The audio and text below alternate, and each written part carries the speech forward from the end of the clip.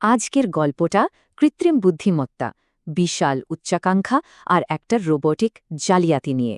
চলুন আজ আমরা দেখব কিভাবে প্রযুক্তি, দেশের সম্মান আর একটা বড় বিতর্ক সব একসাথে জড়িয়ে গেল। তো গল্পের শুরুটা হয়েছিল এআই ইম্প্যাক্ট সামিট 2026-এ। এটা কিন্তু শুধু একটা সাধারণ ইভেন্ট ছিল না, এটা ছিল বিশ্বমঞ্চে ভারতের প্রযুক্তিগত শক্তি দেখানোর একটা বিশাল প্ল্যাটফর্ম।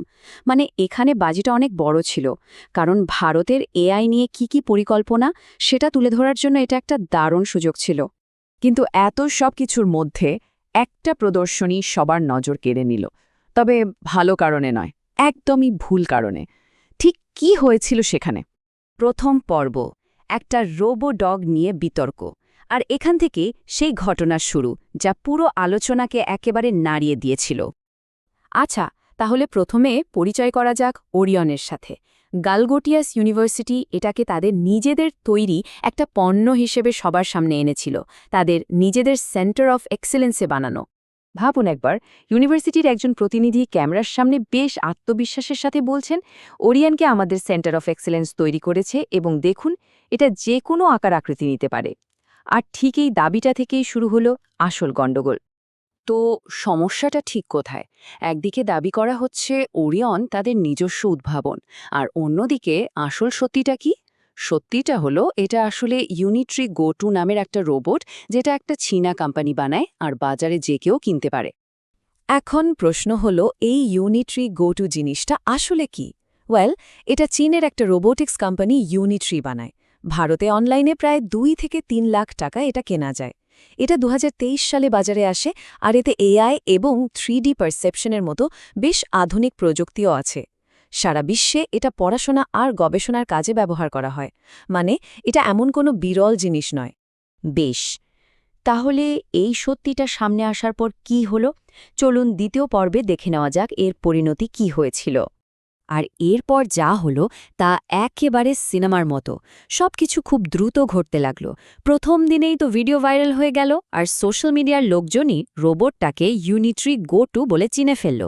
দ্বিতীয় দিন ইউনিভার্সিটি একবার এটা বলছে তো একবার ওটা, মানে এক সময় এক রকম কথা। আর তৃতীয় দিনে তো সরকারি কর্মকর্তারা সরাসরি নির্দেশ দিলেন স্টল খালি করে দেওয়ার জন্য। শেষে ইউনিভার্সিটি একজন অপ্রশিক্ষিত প্রতিনিধির উপর দোষ চাপিয়ে ক্ষমা চেয়ে নিল। পরিস্থিতি কতটা সিরিয়াস হয়ে গিয়েছিল সেটা বোঝানোর জন্য শুধু দুটো শব্দই যথেষ্ট: পাওয়ার কাট, স্টল খালি।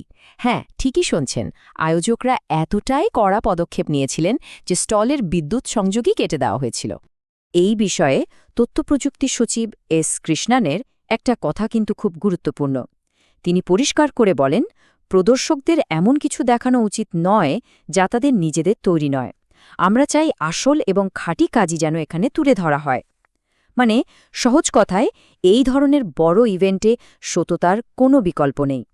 কিন্তু জানেন তো, প্রত্যেকটা খারাপ জিনিসের একটা ভালো দিকও থাকে। এই বিতর্কের ফলে একটা দারুণ জিনিস হল। চলুন তৃতীয় পর্বে সেটাই দেখি, ভারতের আসল রোবট ডগস। এই পুরো ঘটনার পর জেনারেল অটোনমি নামের একটা স্টার্টআপ যেন গর্জে উঠল। তারা বলল, অনেক হয়েছে এসব বাজে কথা, এবার দেখুন পরমকে, ভারতের সবচেয়ে শক্তিশালী দেশীয় রোবট কুকুর। এটা ছিল এই বিতর্কের একটা সোজাসাপটা আর জোরালো জবাব। আর শুধু পরমই নয়, আরও অনেক আসল উদাহরণ সামনে চলে এলো, যেমন জেনারেল অটোনমির পরম, যার ট্যাগলাইন হলো ভারতে তৈরি, ভারতীয়দের দ্বারা নির্মিত। বা এক্সটেরা রোবটিক্সের স্বান 2, যেটা ভারতের প্রথম বাণিজ্যিক 4 পেয়ে রোবট। এমনকি সোয়া রোবটিক্স, যারা ডিআরডিআর সাথে মিলে মেক ইন ইন্ডিয়া উদ্যোগের জন্য রোবট তৈরি করেছে। আর এখানে সবচেয়ে বড় ব্যাপার কি জানেন? এই দেশীয় স্টার্টআপগুলো কিন্তু শুধু বাইরে থেকে পার্টস এনে অ্যাসেম্বল করছে না, না, তারা একেবারে স্ক্র্যাচ থেকে, মানে গোড়া থেকে ডিজাইন করছে, তৈরি করছে। এটা ভারতের প্রযুক্তি জগতে একটা বড় পরিবর্তনের ইঙ্গিত, তাই না? তো একটা রোবো ডগের ঘটনা থেকে আমরা এবার একটু বড় ছবিটার দিকে তাকাই। চতুর্থ পর্বে আমরা দেখব এই একটা ঘটনা ভারতের এআই নিয়ে যে বিশাল পরিকল্পনা, তার জন্য কেন এতটা গুরুত্বপূর্ণ। দেখুন, এই একটা বিতর্ককে যদি সরিয়ে রাখা যায়, তাহলে দেখা যাবে যে ভারত কিন্তু এআই নিয়ে অমসম বড়সড় প্ল্যান করছে। তাদের মূল লক্ষ্য হল দেশ জুড়ে এআই পরিকাঠামোকে সবার জন্য সহজলভ্য করে তোলা। আর এটা কিন্তু শুধু মুখের কথা নয়, বিনিয়োগের অঙ্কগুলো দেখুন একবার।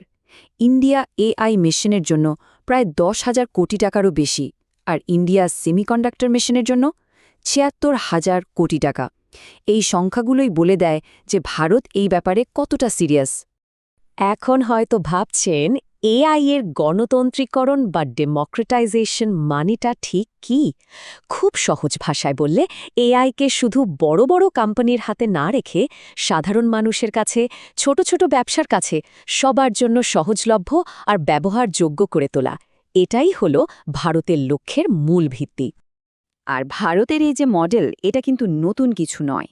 ভাবুন একবার আধারের কথা বা ইউপিআইয়ের কথা, যা ডিজিটাল পেমেন্টে বিপ্লব এনে দিয়েছে।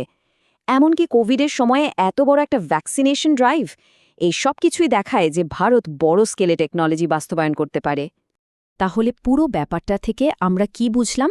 এই ওরিয়ন কাণ্ডটা আসলে চোখে আঙুল দিয়ে দেখিয়ে দেয় যে ভারত যখন একটা বিশ্বস্ত, বিনিয়োগযোগ্য এবং সত্যিকারের উদ্ভাবনী গ্লোবাল এআই হাব হওয়ার স্বপ্ন দেখছে, তখন সততা আর স্বচ্ছতা কতটা জরুরি এখানে ফাঁকি দেওয়ার কোনো জায়গাই নেই।